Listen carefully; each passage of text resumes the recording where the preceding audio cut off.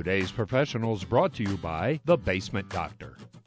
Good morning, everyone. Thanks for being here. I'm here with John Clements, the basement doctor. Good morning. Good morning. So if the guy next to you is coughing and sneezing, it may or may not be because they're sick.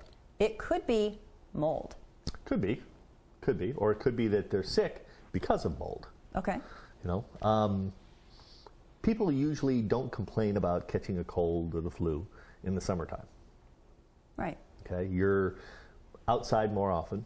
Your windows are open. The air in your house is being transferred more often because you're in and out all the time.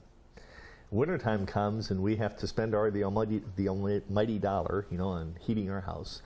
And people go to the point of taking saran wrap and putting it over their windows. Right. And the little bean bags in front of the doors. And they're doing everything they can to keep that cold air at bay and keep it outside of the house.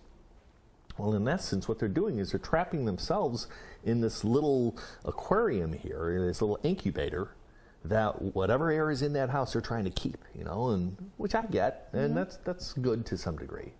So how do you know there's an issue? Just give us a couple of things that... Common sense. Okay. Okay, if you're catching a lot of colds and flus, and you go down to your basement and it smells, there's a good chance that's why. That it's a allergic reaction, we'll say, within your body due to the molds and mildews that are in the air. If you live on a crawl space, this is real key. It's real simple.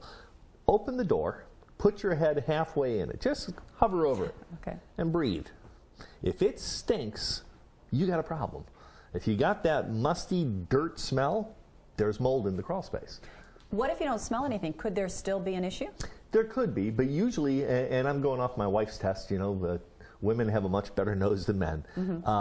If it smells, like 90% of the time, that's the first test. We can come out and analyze it. We can take some samples. We can send them out to labs and stuff like that. But usually, you can visually see it or you can smell it, and you're going to know that it's mold. So what are you going to do about it? I'm going to take care of the problem from the source. So usually, there's a moisture issue of some kind that is causing that mold. So you need to address that. In a crawl space, you need to encapsulate the crawl space. In a basement, you might need to do some basement waterproofing or some insulation. And then you can go ahead and treat the mold. But just going in and killing the mold and not taking care of what caused it, not a good idea. Okay. Otherwise, it's just going to come right back on you. Okay. Well, that's great information. Thanks for being here, everyone. We'll see you next time.